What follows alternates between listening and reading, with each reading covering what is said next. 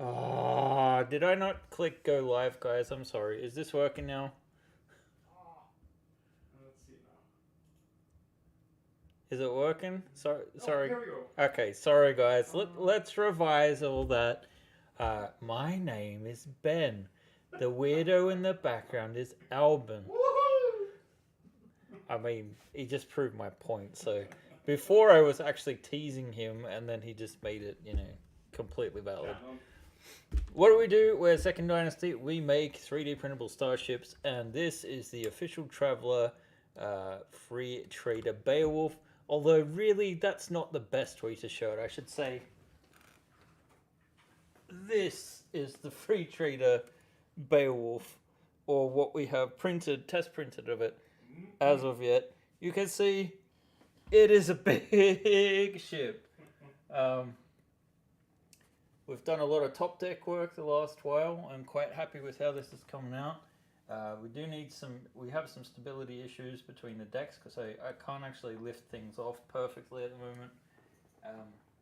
So there's a couple of revisions we might need. I thought it was weird that no one was commenting on how it looked. I'm like, surely, okay, maybe there's not enough people in the chat. Let me hold this up again. Well, there is one new person called Tech E who is excited to actually join live. That's when I realized we're not live yet. That's weird. Oh. And then he said it's freaking awesome with the Beowulf. So yeah, all of the, not all of the compartment areas are in just yet, but you can kind of see the drive compartment. Oh, I'm getting to a dodgy stage right now. It is quite heavy. I haven't weighed it, but we're getting there. So we're gonna need bigger shelves. I mean, it's a big project. It is a big project. What I'm really trying to do with the design is to make sure that we can actually have it sit there and all hold together, despite the weight. So I'm gonna guess that the finished ship is about 5 kilos, which doesn't sound like that much. I guess it still is though, right? Like 10 pounds, more than 10 pounds if you're across the channel and haven't quite figured out how to catch up with the rest of us. So a lot of work this week, mostly on the top deck, but also the ceiling of the engineering section. So my goal for this week was to get the hull finished. We're not quite there, but we're very close. So I would say probably still looking at another week before we can get the hull fully closed, and then another week of maybe patching up interior pieces, and we might have to revisit that design. The question will be, for the version we're going to have in our pitch video, which we need to have printed, painted, and film in a certain very short timeline, really. The question is whether or not that will actually have, everything that we want in place. So let's see. Maybe I can. Are you guys hearing me all right? The microphone usually tends to be a little bit on the quiet side. Anyway, we were planning on switching microphones out because of that, but we keep forgetting. We do have other more important things happening. So today's session, we're just going to work on, it's Friday. I really want to get a nice long weekend print going. We can look at the garage here. There is a new air raft being produced. This is the approximate size of it. So it fits in there. It'll be cramped, but you can still get around. And we've left in the walls these slots so that potentially there could be a workbench or something that you could install if you wanted to. You can see there's very, very small clearance here, but clearance nonetheless. You also see the addition of the link down into the engineering bay. I can move the iris there so you can see down into the engineering there. So this is a deck that we're working on, and right now we've got to get these parts printable at the back. So at a minimum I want to get this part done today and this part done today, which more or less are just mirrored parts, but if I could get this part done, that would be great too. Hey, I wonder where that's... oh right, yeah, we need to consider this antenna thing too. So I'm just going to turn off or switch to a couple of layers. How you going, guys? Feel free to ask questions in the chat. Albin will occasionally read them and interrupt me because he can't wait for a good break to ask the questions. So hopefully there'll be a couple of those coming in. Apparently they can hear you, and it's all good sound-wise, apparently. Thank you, Albin. That was relevant information 2 minutes ago, but you're doing a good job. Well, I think the chef is like delayed a few minutes. I don't know. A minute. I don't know. Anyway, so yeah, it's I was just before the stream came on, I was taking apart a piece of this wall. Where is it? Let's see. If I click this a couple of times, hopefully I'll get the other mesh. I think this is it. Yeah. So because we have this machinery underneath, I guess whatever these vents are that I'm currently deleting, I just want to get out this wall because we're going to use it on the upper wall for the inside. So I'm just going to delete a few of these. Oh, I need to switch my keyboard back over to Swedish. Let's see, and we can get rid of all of these. Oops. So we work with Autodesk Maya for anyone that might be new. It is a 3D, it's a package of 3D software. It is very expensive. If you want to learn 3D modeling, I recommend Blender instead.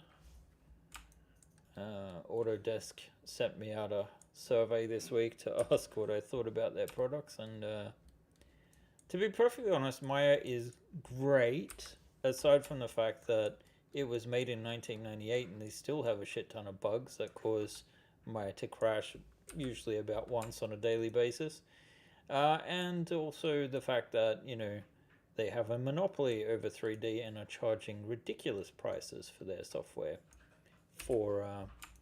They do have Maya Indie now, which is a step in the right direction. So if you're getting started, it's only like $250 a year, which is much better than the like $2,000 a year that I have to pay per copy.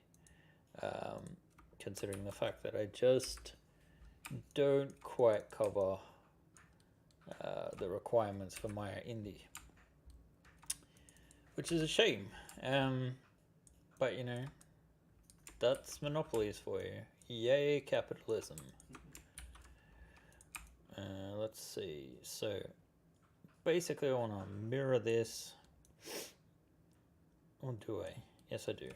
Okay, so I think the trick, sorry if I'm a bit sniffy, I don't know why. I've got both a little cough and the sniffles a bit, but I don't really feel like I've got a cold or anything whatsoever. So let's see, -1. Wonder what happened to John today. He hasn't turned up yet.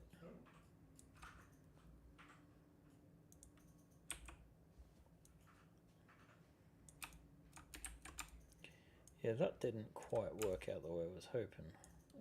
Why not? We got a question here concerning windshields. How does one do the front windshield clear? Question mark. Are those printed as well? You mean on the Beowulf? Yeah, I would assume so. So the Beowulf in particular only has flat windows, so we can very quickly jump out of here and look. Essentially, you could use a Coke bottle or another piece of clear plastic that's existing and just cut it out. So if we look here, oh, actually no, they're not. I guess we will have fitted pieces for those. I usually don't print windows on my ships, to be perfectly honest. So in this case, we do have some cutouts that we could use as templates, if nothing else. The big window here should just be able to be a piece of plastic, so we'll see. If you're talking about other ships, that's a more complicated question, and I know nothing. I am Jon Snow in these matters. So this looks kind of cool, but it is an issue with the angles. it doesn't quite match up either. There is a bit of twisting and turning going on here subtly. Basically things we did to preserve the shape. Let me just grab some of these items so we can see in context. Alright, some of the floor paneling maybe. It doesn't have to be everything, we're just looking to see what we're actually missing detail wise. So let's grab that and that and that. So again, sorry for the coughs. So, oh, we didn't actually grab the one important piece of the piece we were working on. So yeah, this is B deck here. You can kind of see how things look here. This is completely inverted. I'm not entirely sure I want to do things that way anymore. I kind of feel like that could be a mistake. So I'm going to change the rotations on this, and I'm going to set it back to the way it was, and then hopefully it rotates back into place there. So what I'm going to do instead is I'm going to cut this up, and we're just going to extend it. So the best way for us to do this is to just isolate it and select basically the edges along this line.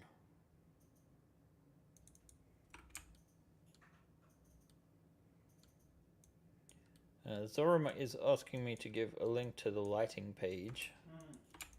I can't look it up at the moment though, mate. You have it on the Discord? It's on seconddynasty.com. There's new links. So if you go to seconddynasty.com and then into the lighting page, you should be able to find a link that links to Zorima's new page, where you can once again get light kits. And we had a meeting this week, and in development is the new kit for this ship. So I'm just going to separate this for now, along with this, I think. Just double checking I'm not grabbing too many different faces here. So I have shortcuts here, so really what we're doing is we're splitting the edges here, and then we're separating them into their own files. So, and mesh, combine.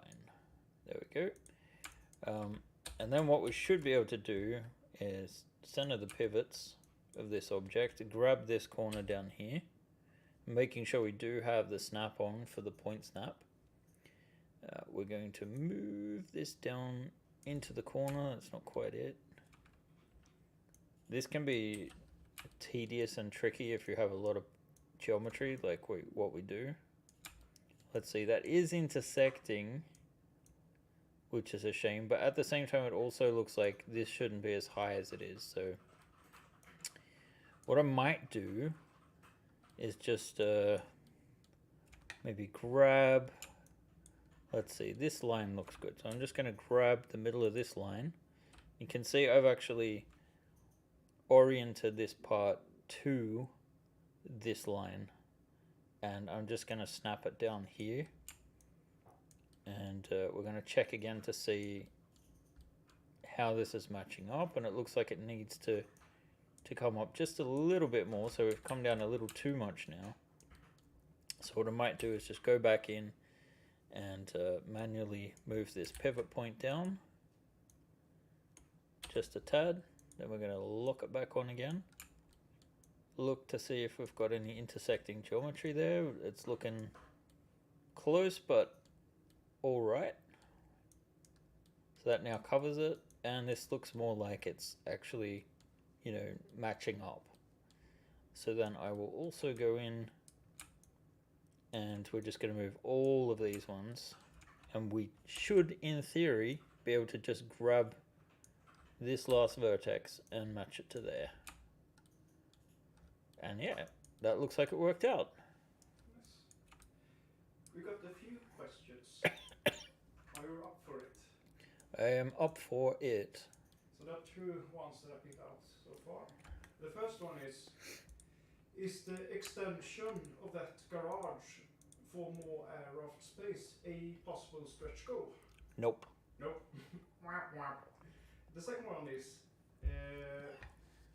Marcinko 113 asks you specifically, Ben, curious, is it your personal or team's desire to get all the starships in the miniature series built to a playable scale?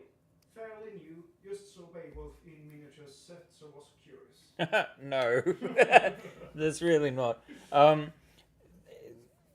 This has been something we've been discussing the last couple of weeks. This may be the last full-scale traveler ship that we do. I'm not saying we'll never do another traveler ship, and it's not like we're going to let the license expire. But we certainly need to change tact, because the problem is the Beowulf, it's a 200-ton ship. We have spent 6 months developing it, and this is a business. We have 3 people employed. That's a lot of money, and basically, based on the figures that the Type S did, and what we've made in between, we don't know that it's going to be viable to do any more ships in the future. Certainly nothing larger than 200 tons is going to be possible. If you're at the top of the stream, you saw how large the ship is at 28 millimeters. And even though I know 15 mil is a common scale for Traveller, I don't see us switching to that, because, you know, on top of Traveller, we already have our established customer base, and, you know, they kind of expect more of what we make. So there is that to consider. I mean, I enjoy making traveler ships, but also, you know, 6 months, and then we're going to have very limited stretch goals on this one, because the actual funding point will be quite a bit higher than what we traditionally have had, because we just need to, you know, it has to make sense to us business wise. And in the future, I don't think we'd be able to, at the very least, we can't offer I see some clipping here, which is why I'm moving this slightly. There we go. No clipping there. Oh, there's some up there. Okay, let's go very quickly. So that might create a couple of issues or artifacts, I don't know, but we'll see. We could potentially change the angle of the ceiling just a tinsy bit here. Actually, that might make some sense. So I'm just going to grab this real quick. And the reason why I matched one of these lines is because we want it to follow that, you know, sort of parallel. But yeah, the bottom line is, for the way that we build ships, and I mean, we have a very generous deal with Far Future Enterprises, but it's still like the margins are not enough at the moment. So we'll see. If it makes more sense, we'll do more ships. The Beowulf is a much more usable ship than the Type S is for, you know, a player ship. It's usually, you know, a common starting ship. So there's more possibility. Increase the dollars on tribes to ride alongside it. I will give you my money. You're by far the most invested and connected group I've ever joined via tribes, Patreon, whatever. Oh, wow, that's really nice to hear. It's a shame John isn't around to hear that as well. I think that the Beowulf is about the size limit for what they could do. Yeah, several months is an understatement. It's been half a year. Yeah. And, you know, to be fair, it's not finished. It's probably got another 2 or 3 weeks. And then on top of that, you know, some further refinements. And then if we promise stretch goals, we've got to make them. We're easily talking another 3 months on top of that. And, you know, I mean, we live in Sweden, which I don't know if you guys know or not, but it's an expensive place to live, especially at the moment. Our energy prices are skyrocketing. So much so that, you know, it's really starting to become unmanageable. So smaller, more manageable projects are something. And then the other thing to consider is the fact that while I'm making traveler ships, I can't actually be as creative myself.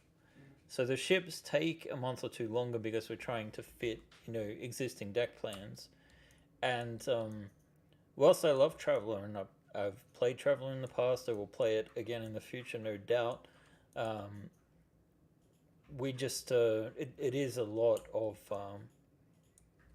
time, and I need to think about the fact that do I want to spend always, this amount of time making other people's designs when I could, have complete creative freedom and also design a ship in a way that makes sense for the format we present it in. So the bottom line is we don't really know right now what the future has in store.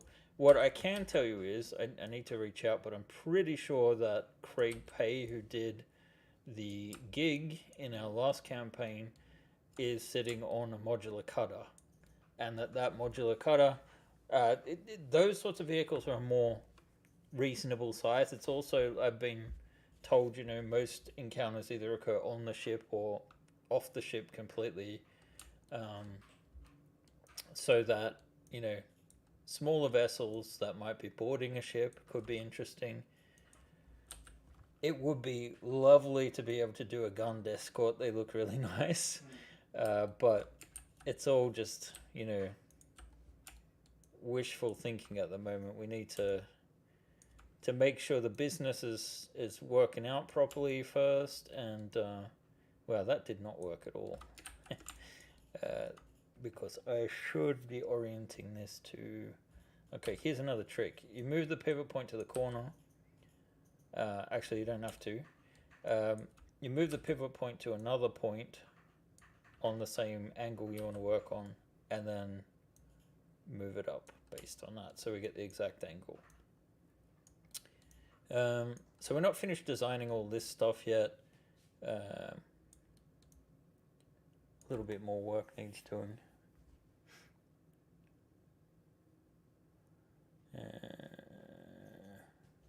The tribes is something we have been looking into expanding a little bit, but at the moment, the tribes is, I mean, the vehicle we did, I kind of did an experiment on the last couple of days of my holidays because I'm an idiot, where I built the Stinger because Papsicles are saying, hey, I've got a campaign going, do you have anything that you could offer our backers? And I'm like, not really, we don't really do cyberpunk, but I was like, we do have the Starfighters. They don't look very cyberpunky though. Let me have a think about this. So I tried to reuse as many parts as possible, but what ended up happening as usual is a new kind of ship basically. So I would say 60% of the parts are new on the Stinger.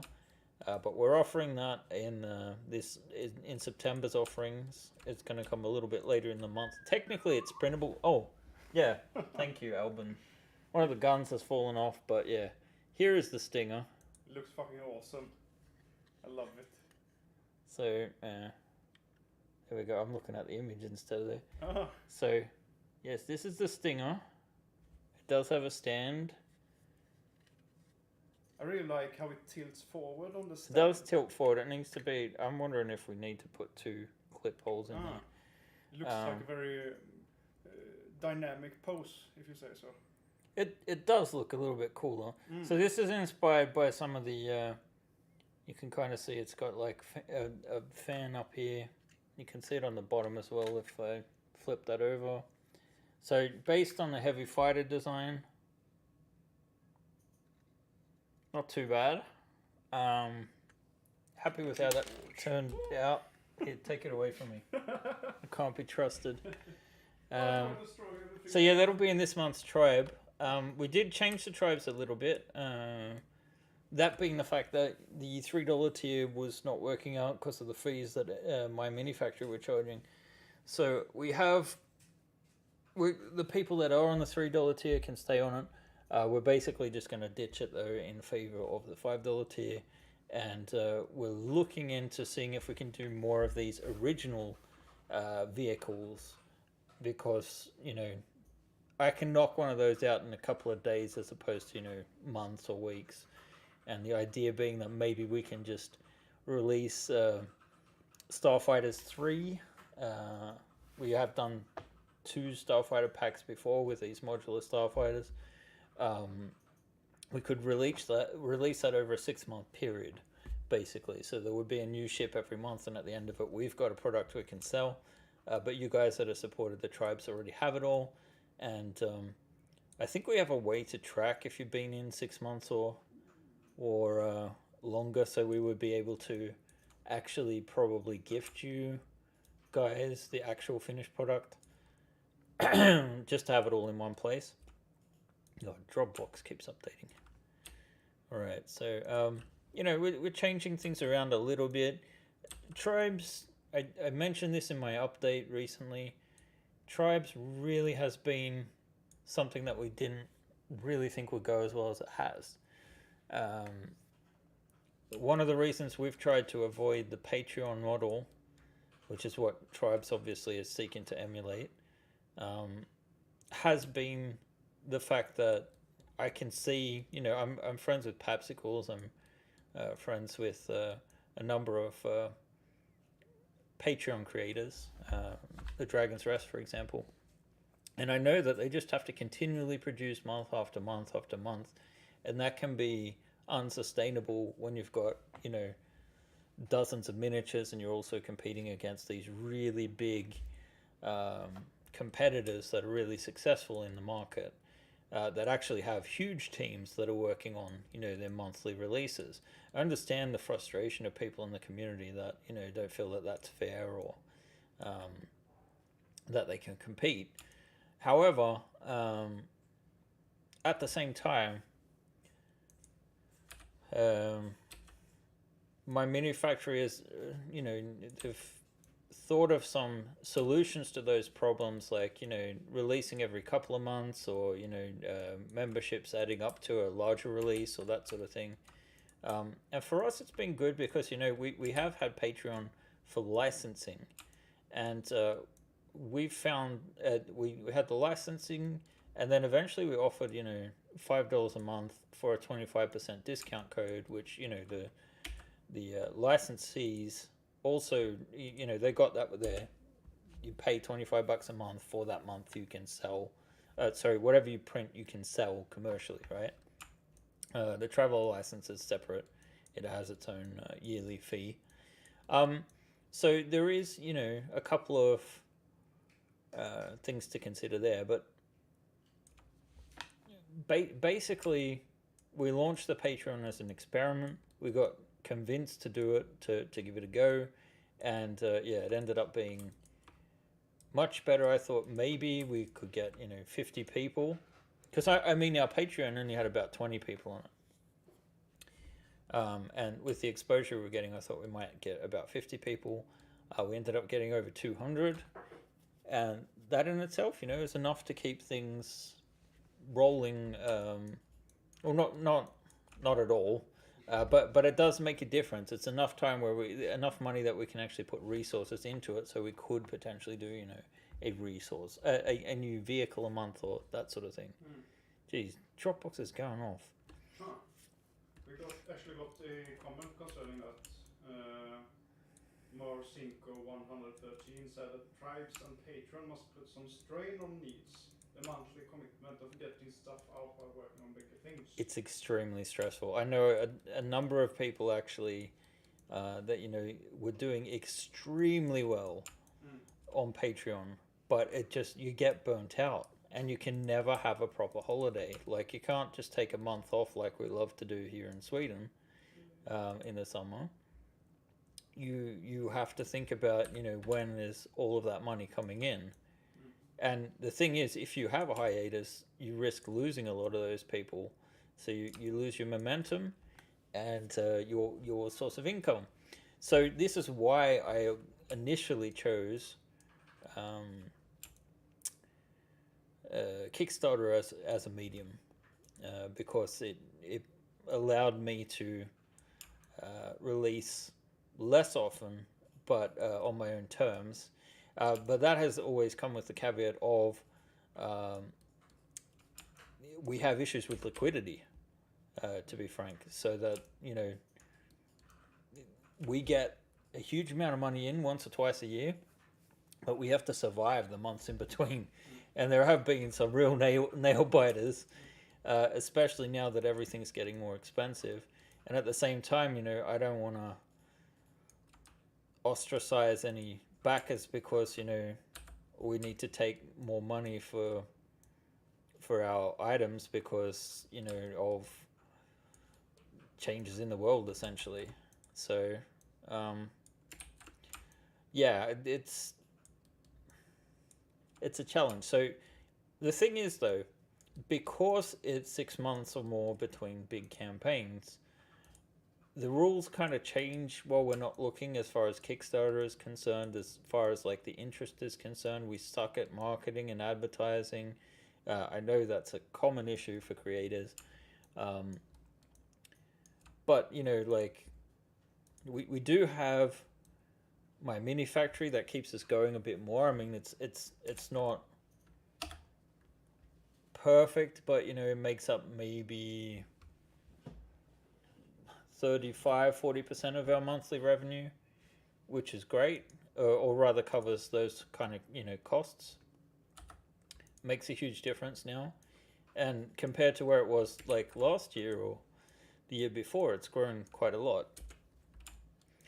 But it is a challenge and something that we're trying to continue to work on and find a good balance, and keep going. So in order to succeed, we need to sort of evolve, and a part of that will be figuring out how we can figure out the traveler question, because I don't really want to stop making traveler stuff, but one thing we've talked about doing is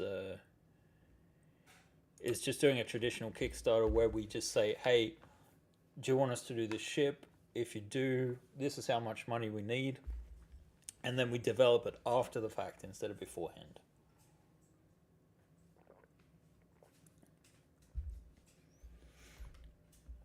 Let's see. Prepare content. Yeah, I prepare content in advance. That's the whole thing that we might change around. It's either we make it beforehand or we make it after, but either way we're in the same sort of situation. So switching to a promissory Kickstarter style would actually make it a little bit easier for us, but we really need to make sure that what we ask for is a reasonable amount of money considering what we're going to do, and then our most limited resource is us, because Albin has been a real help, having an extra 3D modeler. John pitches in on occasion as well with the modeling stuff. He did that very wonderful, if very derpy, rover. Yeah, it looks. I mean, I really enjoy the mechanics of it, how it snaps into angles and stuff like that. That is the more impressive part of it, for sure. It is very derpy. But yeah, we're gonna have an interesting live stream next week, by the way, guys. I'm not gonna tell you what the secret surprise is, but there is a secret surprise next week. Oh, we got a few comments here. However you decide, you have a history of coming through for us, and you have learned a lot about your design process. True. And the Derpy Rover has been loved by the community. John will be happy. He said, I would be down for waiting for a finished ship. I'm still waiting on 2 board games from 2019. Oh, wow. Yeah, I don't know if you're going to get those, mate.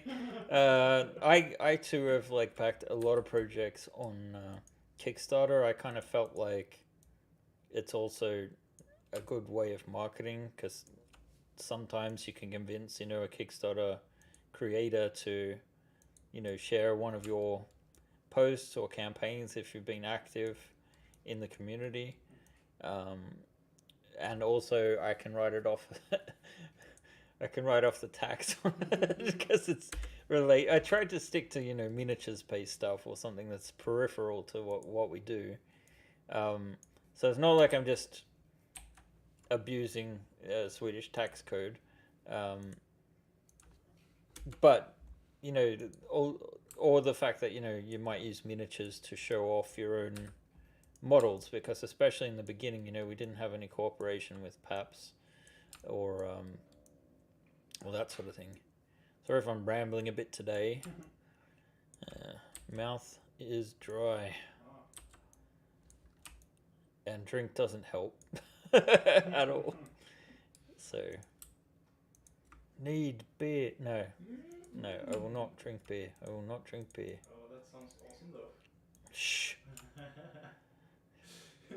Like a devil's advocate, or whatever you call it. Yes, yep, that's exactly what you sound like. The devil!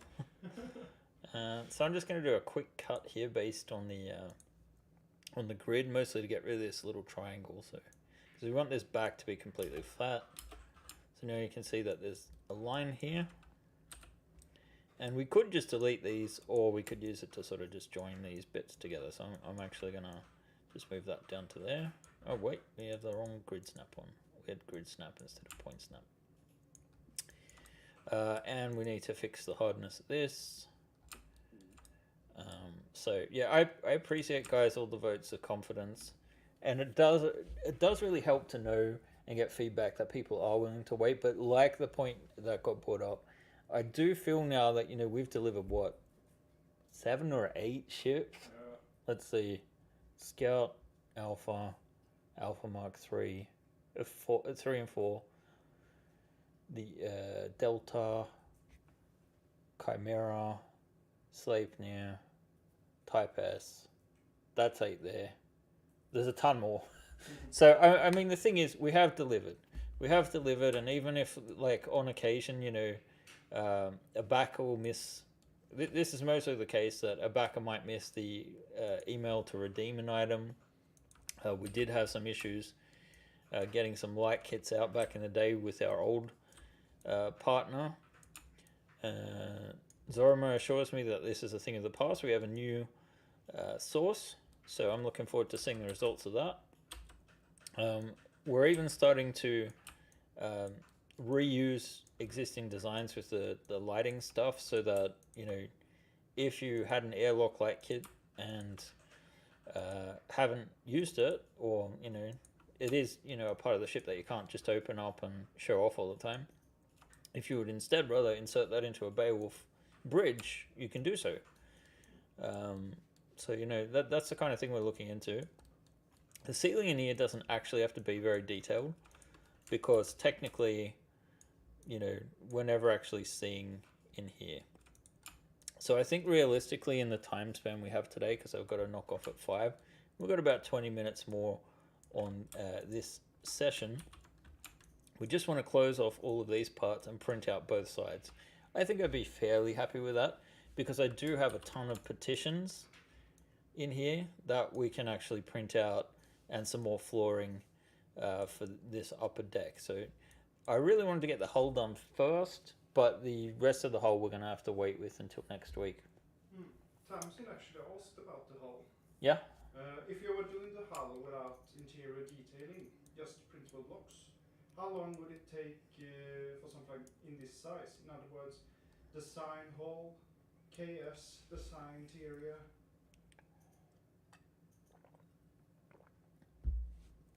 What is the KS for Kickstarter, or is it for something else? I would assume it's the Kickstarter, but I'm not sure. So the Kickstarter itself, all images and stuff, that takes roughly 2 weeks to a month to set up. I'd say we can do it in about 2 weeks now, because we have experience in it. I would say that to design the whole, if you were designing the interior, assuming it is going to have an interior, of a Beowulf size, I think we'd still be in the range of 4 months, maybe 3 months if it was not detailed on the inside. A ship that you build to fit around a deck plan already is much faster, especially if you're not constrained to an external design you've got to make fit. Like this Beowulf, right? Let me just turn off the wireframing. The shape of it needs to look like a classic, Traveller starship that fits into, the Type A Beowulf class. and we had to make a lot of modifications to make those deck plans fit. And that is time consuming. I reckon we spent about 6 weeks trying to figure out the interior. Albin had a pass at it before Christmas, and then I got stuck into it in February. And so, yeah, it is a much longer process than you'd expect. It's hard to kind of say right now because one thing has changed in between now and the release of the Sleipnir. Or like the time in between. So that's like, we released that 2020, I think. I don't know. It's all blurring together now. But the detail level is not as high. Like a smaller ship, I'd actually put even more detail into the hull, I think. But here I want to experiment too, and it kind of looks like the banding on the physical model looks intentional, like it's metal. So I kind of wanted to work with that instead of against it, and I'd be here forever if I kept detailing all of the panels. There is a few things we're probably going to add, detail-wise, especially with lighting. Not sure it's going to be in this first pass or not, so we'll see. It is a challenge. It is a challenge. We don't actually have to have a finished ship for when we actually start the Kickstarter, because when we do start the Kickstarter, I think it's going to be running for like 24 or 26 days, something like that. Planning now for about the 24th of October to the 19th of November. That is about a week before Thanksgiving.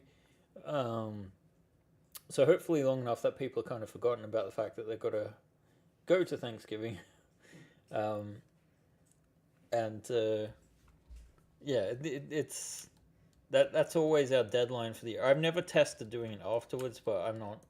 We rely too much on these campaigns to gamble, essentially. Just because it's so much money for us that'll keep us going the rest of the year. What am I looking at here? I kind of feel like I've lost track of this a bit. Let's see. So we've got that line. It needs to be a bit smaller. So we can kind of see I've made this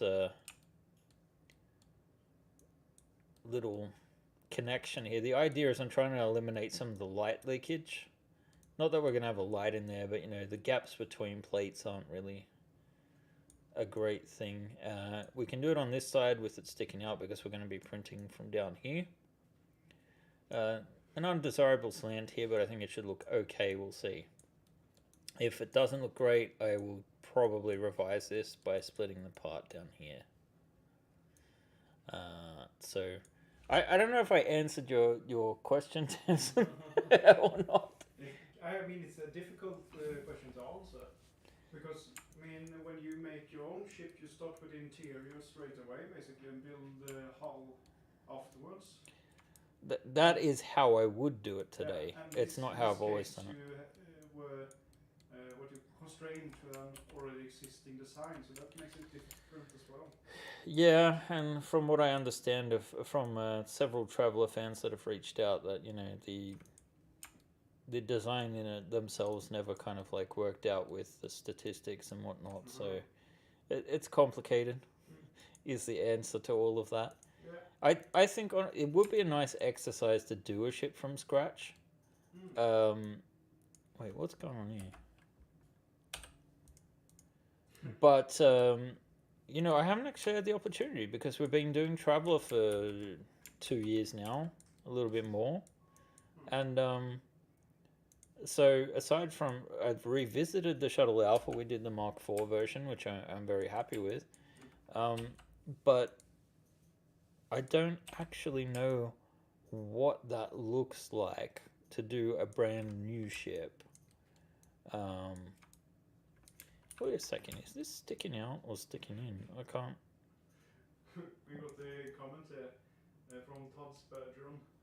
Shadow will likely eat a couple of partitions to have more room for air rafts, especially if he can stretch the body in that straight section.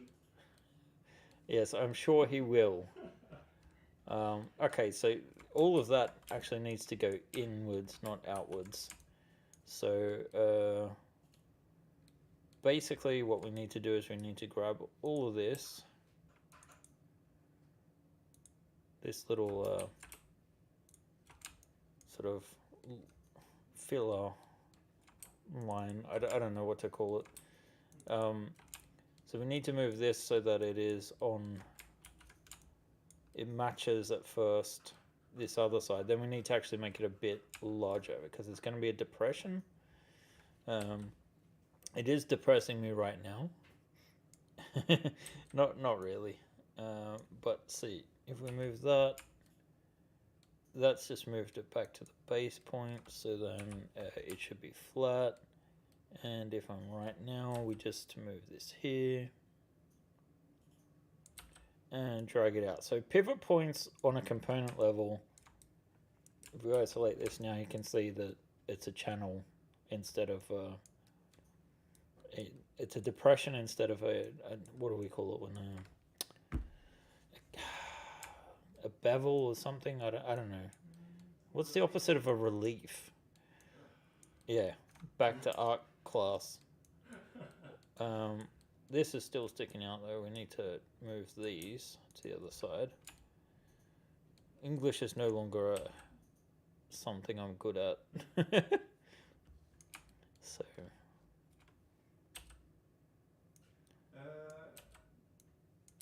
Orsinko 113 said he would be curious to see what your man comes up with for a ship of the line size ship. That's kind of, I had to look it up, but it seems like it's a 65-meter long old, what do you call it, frigate? Or yeah, it's a frigate. frigate? I mean, it means a ship. I think it probably means more like a. I think it'll be larger than that. So this style I would usually make it, if you want to reference, it would be more like Yamato. So a frigate, you're probably looking at something that's equivalent to a modern frigate, so like 130 to 150 meters. For reference, that's 3 times a Chimera. So that would be 9 feet, almost 3 meters in length. It would be crazy. It'd be nice to do, but I basically need some rich dude to say, "Make me a frigate, and you get to choose how to make it." And then I might do it, but I don't. I still want to make ships that people actually can afford to buy. And to make a frigate, I mean, you could do it with Chimera parts technically, I suppose, but it would take you forever to print. And I kind of want to make sure I don't lose people along the way. It's a concern. Let's see. So I need to get this part done today. Would you guys rather I stay on stream or knock off in 10 minutes? Up to you guys. I do find it chill hanging out. Actually, I do it more, but the fact that my voice usually can't keep up very well, because I like to sit here in silence and just look like a dour Aussie living in sunny Sweden.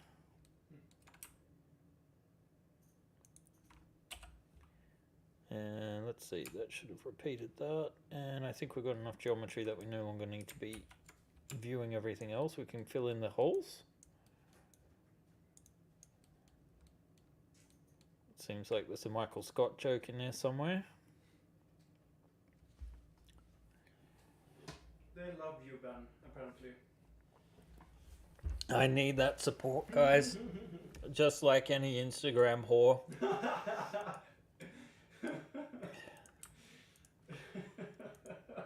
wasn't expecting that comment. I need the approval of my peers. No, it does mean a lot actually to get positive feedback, of course, because it inspires you. It does, and it's kind of like fuel of a sorts. It fuels creativity when like you are appreciated for your efforts. Well, that's not going to be able to get too much wider. That's going to be an issue. Alright, so we need to change this slightly. So we could actually be creating more problems for us by doing this. Because technically we need this to be slightly wider than what it is. I was going to just... Do I want to reprint the other side? Not if I can help it. So what's the answer, guys, to that? Ben moving to OnlyFans. I really don't think you want to see that, guys. I don't want to see that. So I don't think you guys want to see that.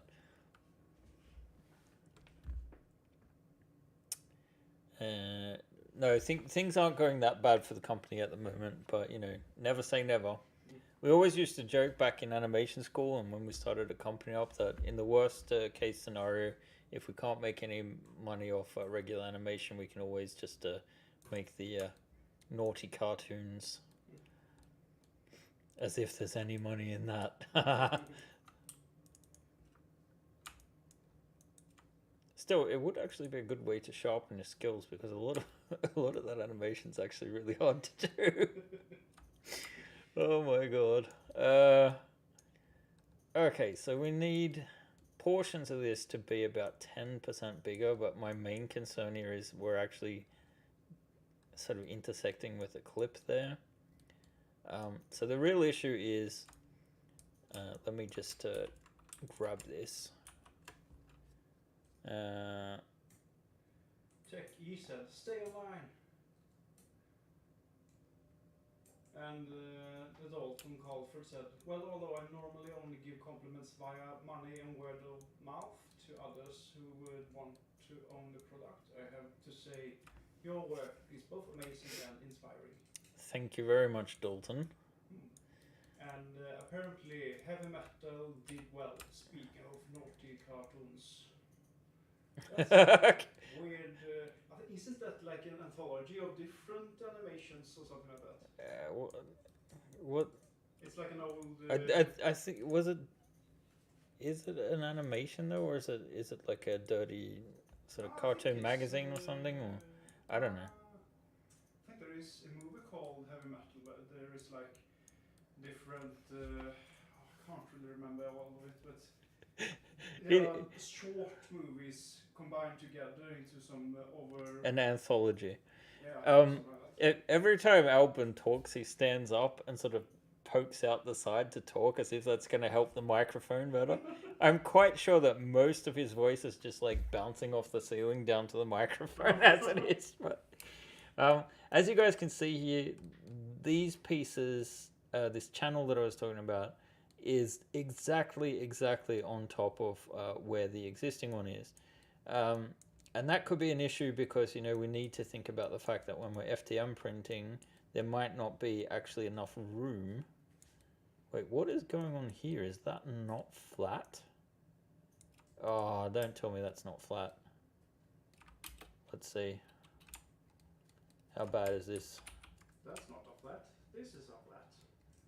Those are my custom words. You can't use those. So we should see, let's see, where's the issue we're having? Right there. I'm going to highlight those and we're going to look at them and we're going to see that yes, we need to reprint that part. Wait, do we? Or is it this that's the issue? Let's see if I put this onto the grid mode. Oh no. Yeah, that's not great. So we're going to have to reprint both sides. I think we're going to have to break out the filament. Oh, yeah. I will give it a stab. Yeah, if you can replace the filament, that would be great. We're going to need a whole roll for this one. Lucky it is the weekend, so obviously we're not working Saturday or Sunday. Things haven't gotten that bad yet. But see, the main issue is like this line wasn't completely flat, so it might look okay, and most people would find it's, you know, not too much of an issue, but because we want to get really precise here, I want to fix these issues as I find them. Let's see, I'll go to 6, this one and this one. And yeah, you can see it here that there's this line across there. And these pieces are not flat at all. So, is that on both sides? On the top and the bottom? No? Okay, so we're going to make these match now. So let's do that real quick. I'm just going to assume you guys said, no, Ben, continue. Keep going. We love you. That's what John would say. Where is John? Let's see. Okay, that looks like it's all... Wait, is there a gap there? There's a tiny little gap there. So I need to make sure again that we don't have any parts here that are over the line, so to speak.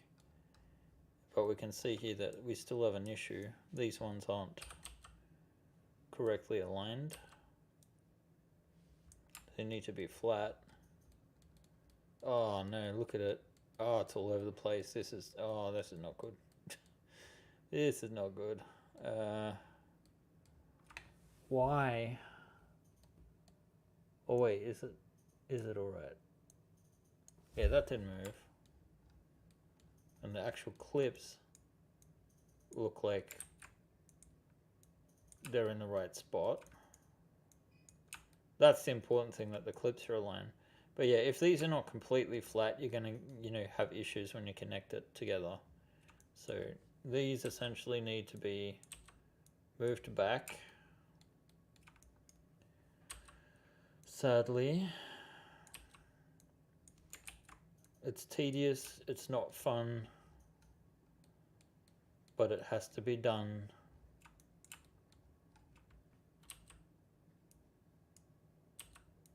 Kind of rhymes. So we need to get a nice clean line going here. What is... Okay, that's sticking out. So that looks like it might be right now. Okay, so we can start moving all of these back to where they're supposed to be. We should end up with something that, you know, is straight over the top of each other, more or less. For some reason that doesn't quite match up. I don't know why. And let's keep going. So, it is also a magazine. Okay, that's why I was thinking that. John's checking on the farm. I keep imagining Albin peeking around the corner like that neighbor in Tim Toolman Taylor. Home Improvement, yeah, is the name of that series with Tim Allen. And Wilson is the name of the neighbor, and you never saw his face. You would only see his hat over the top of the fence. Didn't Pamela Anderson start her... Yeah, she was an assistant for Tim's. It was a show within a show. Inception before Inception. So even this needs to come back. So there are some issues here with even the... Okay, they were slightly off there.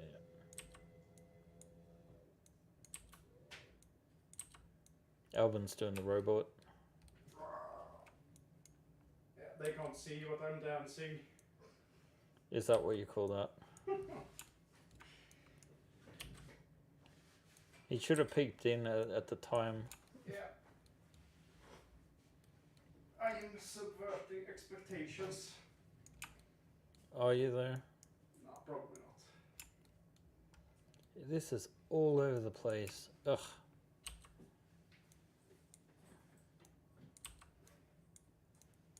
There we go. Sorry guys, this is really putting us on a detour and stressing me out a bit because we've only got an hour until we've got to knock off. The wife is not going to be happy. Fridays are sacred. It looks like it's matching, but I don't know why. See how this line's a little bit thicker? There is one way to guarantee that this is completely flat, and that's if we actually... What is going on here? Look at this gap. What is that gap about? Okay, so this could be what was causing the issue. Yeah, that would have been causing that line. So now it should be flat. Real waste of time. But yeah, bottom line is we need to make this about 10% larger to allow for some difference in size. So the trick is going to be this. And this is not a quick process either, but one that sort of guarantees it's going to be all right as a solution. So I'm going to get this back in so we can see that there is... We can see here that this is actually not matching for some reason. I guess we must have buggered up something. Or this is not, actually aligned correctly from the get-go. But let's see. Can we move it here? I want to move there. I don't know. Maybe that is on the line. It is now anyway. So yeah, something's still off there. But it should be so minute now that it might not matter. Because it still did look mostly flat. Let's see. Make that match. Make that match. Make that match. Make that match. The question is if they match in the pretty picture here. Yes, they do. Okay, great. So yeah, we want to modify the back piece here, which has the indentation. And we want to make sure that it is wide enough that it can take this, the part that sticks out without causing a wider gap. Because the whole point of this line is to sort of block light from leaking out. So, what was that? So much goes into this band. Thanks for cleaning up things when you find them. I mean, it's a matter of pride for me, if nothing else. So I've just grabbed all of these. Now the 4 points to just this line here. Now Maya puts a pivot point at the center of all 4 of those vertexes. So we know that it is aligned correctly. If we scale it, it looks like that's just getting bigger, right? But if we just move the z-axis, which is the blue, I can tell because right down in the corner is very small, and I don't think we can make it larger. There is like a little hint in the corner, which lets you know which color refers to which direction. So if we just move this pivot point and move it in the z backwards there, right? We now know if we scale this up, it's only going to scale it so you can see it's not conflicting with this mesh anymore. So now we're just got to decide on the size. We get a hint down in this corner again. It's a bit small, I'm sure. This is 10% larger, and that leaves us with a slight gap, but slight might be enough. I'm going to say 15%, so 1.15. And then we're just going to go over and grab all of these. Have a nice weekend, Lee-Slot. There we go. So let's move it up 15% here. Oh, there we go. So you can see now that there's a bit more of a gap in between. And although this is really tedious, and I just wanted to demonstrate that there. So we'll get rid of the back piece here. We want to do the same thing with all of these. Now, since this is essentially a straight line, we can cheat a little bit and grab a couple more vertices at a time. So again, we're moving the pivot point out. I don't know how many people actually are going to use Maya, but the principles you can sort of apply to any 3D program. benefit from my, I guess, oh my god, 10 years of experience in Maya. I have been 3D modeling longer, but not professionally.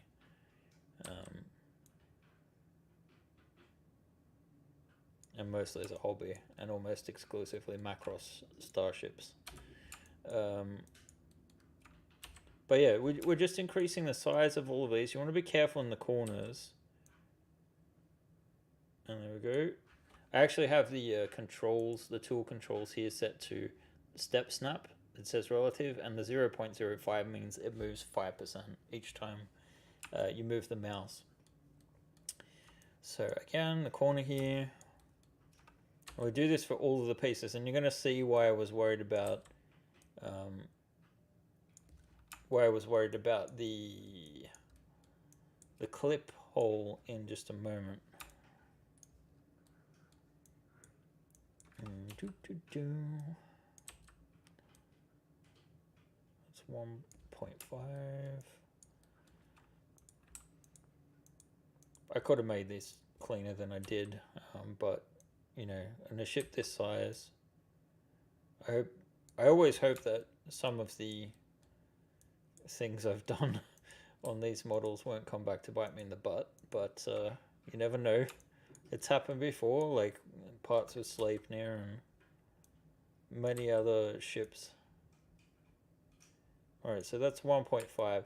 Now, you can see here we've created an issue because if we look at this straight on, you can see that instead of this polygon being flat, if it was flat, we could just, you know, go into the corner here and flatten it, right? So a couple of tricks we can do. Basically just take, I'm just going to take a chip out of this essentially so that we don't actually, now this is a dirty mesh. This is not something I'd recommend doing if you can help it. We could do it cleaner, but you know, we're in a time crunch. We've got to make it home to the wife without annoying her. My wife is lovely, really. I'm just afraid of her.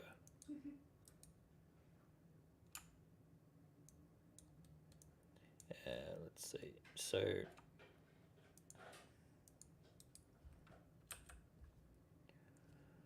all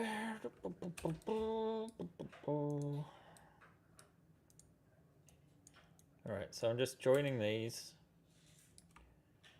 and we're going to move this over and up into the corner, and then the trick will be just to actually, I'm not going to get all fancy making an exact move or anything like that. I could technically do it, but it'll take longer than I need to.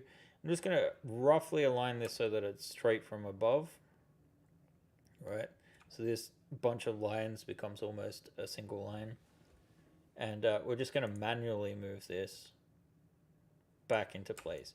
Now this is ugly, but because we're printing with the plate being here, this is the very top, so it doesn't make any difference as far as print quality is concerned. So now we just need to continue up a bit higher here, so we should be able to grab these 8 vertices and scale them. Let's see, we need to put the snap back on. Again, blue is my Z. I haven't read chat for a bit, sorry guys, I'm a bit concentrated. Anything happening in chat, Alban? Well, Tech E said, so much goes into this spell. Thanks for cleaning up things when you find them. And Chevalier responded with, Ben is awesome. Then he said, it only matters in horseshoes and hand grenades. I have no clue what that is concerning. That it is concerning.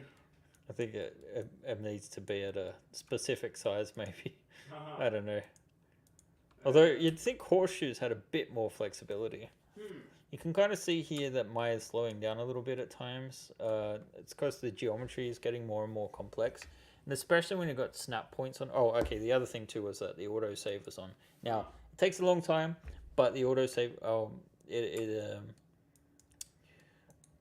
it really is a lifesaver at times because, as mentioned, Maya's been around since 1998, but is bug riddled.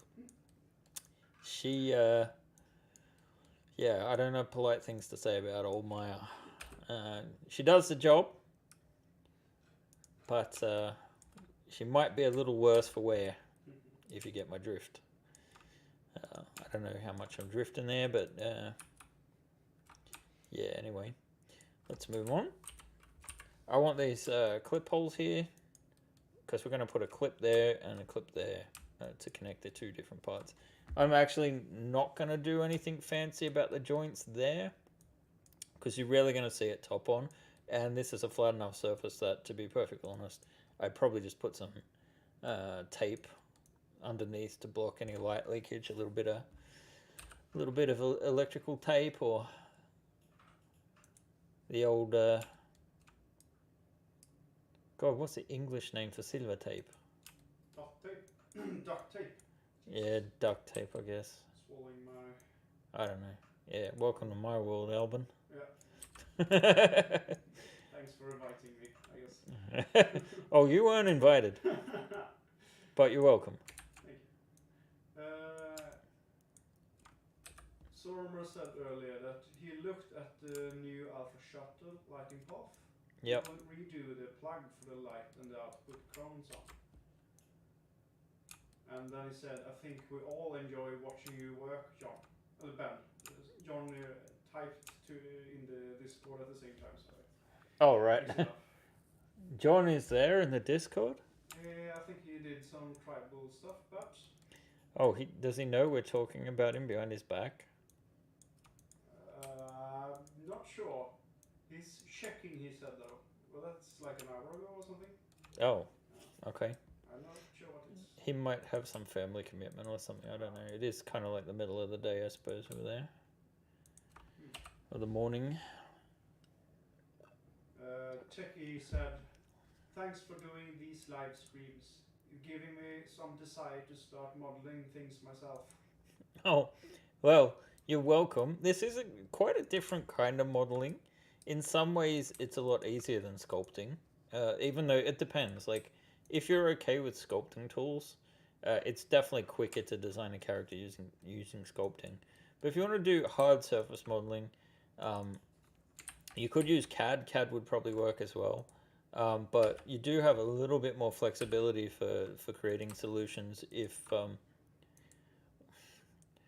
thing is, I would normally say like Maya and 3D, 3D programs is all about cheating, in the sense that, you know, if you are designing a scene for animation, you're only making the bare minimum that you need to, you know, make that scene look good. So you will only detail the geometry of a scene for the part that the camera is facing, for example.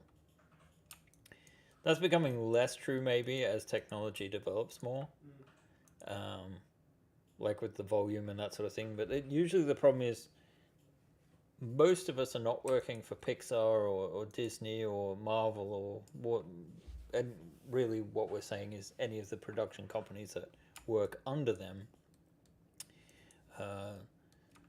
like MPC or Framestore, those sorts of huge big companies that, you know, even they have to work to a budget, but, you know, a Pixar film, they can redo the same scene 50 times to get it perfect, because they have the budget for it. Whereas we are working with a budget that's, you know, a fraction of a percent of what they're working with. So we have to basically save any place that you can get. But when you're making a 3D printable model, you can't really cheat in that way completely. But you can in some ways, because the underside of an object with a ceiling doesn't need to be detailed, which is the case here with the floor. Like, I would never want this to be a floor, right? It's very simple. But I would use this technique to keep things very simple. And why is it frozen? I was worried there for a second that we might have had one of Maya's hissy fits. Fortunately not. So there we go. Yeah, it's it is fun and rewarding, but it takes time and a certain frame of mind to work on. Like, it's not for everyone. It's kind of like lives in a space between creating art and programming, in a sense, because you are, technically vertices and polygons. It's all mathematics. Not that you actually see it as an artist in that way, but you need to sort of like be able to visualize.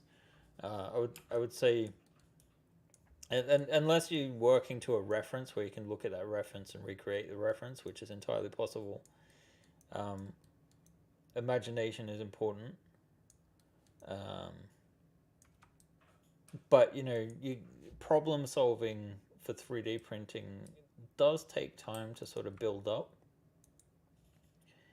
and figure out. Oh, that's the wrong kind of floor. Actually, we can just. Do we want to split this? Let's say 1, 2, 3, 4 splits. And then we could just I think those are straight, so we should be able to match these to these. Should be able to. We'll see. So, I mean, I say go for it if you can be bothered. But in which case, don't use Maya, use Blender. I myself would probably switch to Blender if I didn't have as much experience in Maya as I have, and now it's sort of like I'm too stubborn to change. When I learnt Maya, I was already switching from 3D Studio Max, and I've done a switch once in my life, and I vowed never to do it again. And what can I say? I'm a Taurus. I'm very stubborn. So what happened to our wall? We need that. The reason I haven't integrated it yet is because, oh damn, I knew it. It felt like, hey, haven't we done this bit already? And we had, just not on that. All right, so that's coming all the way down there. We'll see about that then. So yeah, I don't know if that's making much sense. I kind of feel like I'm not making all that much sense. There is work in it. Obviously not in this exact arena. This is more like create your own work. And, it's a lot more than just creating something and then throwing it out there and hoping it sells. It's a lot of work that goes into Kickstarter campaigns and advertising and, business contacts. And one of the reasons why, despite the fact that we're one of the... I wouldn't say we're a small creator, but if you compare us to like, what is it, Titan Troll Miniatures, or the big actors on my mini factory, we're probably making 1/10 of what they make a month. I know that's a hell of a lot more than a lot of people, so I don't want to sort of rub that in their faces. But they've got to be making between $50,000 and $100,000 a month, I'd say. I'm guessing, but they have and a lot of that might actually be on Patreon. I don't know, but it's a lot more than what we make. So what I'm saying is, like, one of the reasons why we're able to get as much advertising as we do with My Manufacturer is actually because we worked with them, because we created the pledge manager that has evolved into Frontiers. And that was actually because we told them what we wanted, but I then used my knowledge of, I basically wrote up a document of what I wanted it to do, kind of like in, not really, I guess, a work brief or something like that. I actually made a flow chart of how I wanted it all to work, and they could go off that, and it was a language they could understand well enough, and that was much better for me. And I did that because I was delivering through... It's frozen again. It'll probably pick up in a second. This is again because I haven't deleted history enough. I don't think Blender has these issues. I'm not entirely sure. I suspect Blender is probably a better program. mostly because you know, it's open development, so a lot of bugs can be addressed and fixed by people that actually know how to fix them.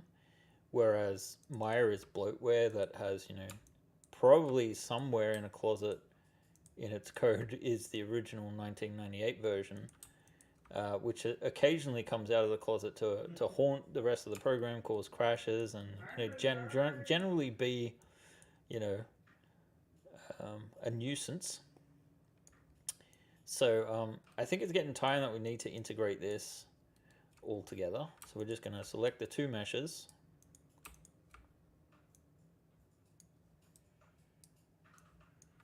But yeah, the number one thing that you need to make 3D modeling work is passion. And I can say that because, you know, I studied at University West, and I've gone back there as a guest lecturer on occasion and sometimes as a teacher. And anyone that I see that's a student that actually has a passion for this will make it in the end. But it is frustratingly hard to get into and wrap your mind around. And I find it very rewarding in the end, but there is definitely a frustration. I have done a little bit of coding. I don't at all like it. But I do think, you know, succeeding in Maya, in modeling, creating something that works and prints out, is quite similar to, you know, writing code that works, and you can see the end result working, and you get this buzz out of it. So there is that. So it is rewarding in a variety of ways. This should be flat, so I'm just going to fill it in. And if I'm not mistaken, this means that we have a cohesive model. No, we need to fill in the top here too. I don't know what I'm doing with the top yet. That could be an issue later. But I think it's just going to have to rest flat for the time being. I don't think we're going to be able to do anything more than that. Maybe we could have like a slight lip on the inside, but we'll do it on the top part, I think, so that we avoid these gaps. I don't think we're going to do a roller door this time because I didn't like the way it ended up on the beta. I think we're probably just going to just make a model like on the Type S that you can take off or put back on again. It'll look like a roller door, but it won't function like one. If I had another 6 months, I would definitely add a bunch of features that make it more compelling. But as we are so late in the year already, the thing is, today is September 2nd. I would have liked to have released the Kickstarter now, not in 7 weeks. 7 weeks doesn't sound like a lot at all. Fuck. Panicking a little bit thinking about that. Let's see. There does get usually to be a point in the middle of a stream where the questions stop, but I never do. I don't stop. I haven't seen anything for a while. No, they're like, oh god, he's rambling again. So, there we go. We've got this nice little niche here for, you know, the ladder well. The ceiling is slightly higher in here, so I will need to add some additional detail to this machinery. That's what I mean. There's lots of different passes to do. I was kind of hoping I'd get this part done as well, but I can see that we're not going to have time for that. And now that I know that I have to reprint these pieces, I'm just going to leave it this one, and the opposite sides for tonight. So that'll have to do it. So with that said, let us wrap things up for the week and summarize what we've achieved and what we have yet to achieve. So today, we've managed to make another part that, actually, before I go off and say all that, maybe I should actually quickly export this and see that it is okay. Let's see, we're in the wrong folder. We want to be in the whole folder. This is quite disorganized. Let's see, we're on deck A. We're on the starboard side. And then I could probably just write... No, I don't want to replace that. Engineering. because it's above engineering. Yeah, so then we're going to drop that into Prusa Slicer.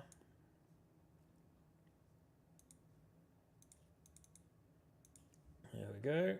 It looks like it actually came through, and it's already in the right orientation. 422 edges. You know what? There is a solution for this, and it is called NetFab.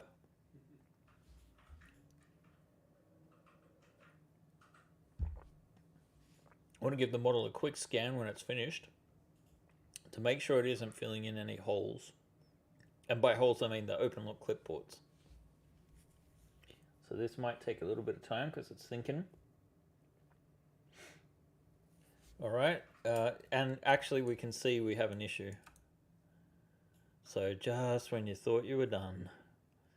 These clip holes, fine. But look, it's filled in these ones. Bloody hell. All right, so we need to look at those and see what's wrong. So these must not be connected properly somehow. Or there's double geometry or something. Okay, I can see right here that this line does not match up with that line. And in fact, I think we might have a case of double geometry here. No, not double geometry. Oh, a bit of double geometry? What is going on here? That... Yeah, there is double geometry. Oh, that's horrible. That's not great. So, how do we fix this? We make it so that all of the parts at least coincide with each other. We merge the vertices. And then what we might do is go into Mesh, Cleanup. We're just going to choose Select Laminar Faces, that is sharing all edges, and it should select them. If it works proper, I can just delete those, which I did. And now, if I delete the history again and re-export, we should both have less errors. Let's see that 406. I think that's slightly less than there were. But if we run NetFab again, this will take a while, so I'll look at the comments. NetFab is so useful. 100% agreed. It was good to hang out with you again. Thanks, Tamsin. Have a great week. Especially for kit bashing. I always forget that that's you, Shadow Leg. It's like, that's the giveaway. Todd is Shadow Leg. Let's see. I really need to check out NetFab. Well, it's built into Prusa Slicer. Although I don't know if Shadow Lager is actually using one in Prusa Slicer. A link to where you can get free download of in-custom parts on the Discord. Yes, using the legacy links. Anyway, we're done.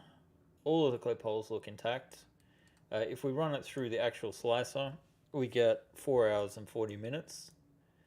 We do have some bridging done, but as you can see, it's not really too much of an issue. Normally, this kind of thing, that'll print just fine. So I feel like we should be okay here to let it run without any supports, which is always the goal, right? We are using Prusa Slicer 2.5.0 Alpha 3, which is on the GitHub. It's not released yet. But the main difference it has is we're actually using the Arachne perimeter generator, which means that we no longer need the XY compensation. It has done a wonderful job of preserving small details like the semiotics. However, this model does not have any. So I'm happy with that. What I will do is, print orientation doesn't matter because we're actually going to put in our own seam. So I'm just going to export to STL and save over, which will save the NetFab version, right? Then I'm going to put in the seam. And the best place for that, of course, is where it's not going to be seen on the underside here. So I think most parts of the model should be covered except for, the clips, which I never actually add additional seams. You can see here it's added a seam randomly. I wish there was a way to just say draw a line from one side to the other and it actually puts it there. But this is much better than it being random, or saying like this edge is my seam would be good. So Prusa Slicer, if you're listening. So that's enough for the seam. Next thing to do, copy, paste. Why are we doing this? We select this model, mirror along x-axis. So let's lay that out. And then if we just export this now, and we change starboard to port. There we go. So we've got that on the printer, and I'm going to go through the process of, updating these parts as well. You guys don't need to be on stream for that. So again, we will end things here now. I'll get this on the printer. I'll be home in time. The wife will be happy. And you guys have a great weekend. And we'll be back with a stream or streams next week and with a special surprise. So, yeah. So have a good week, everyone. Thank you for joining us. And we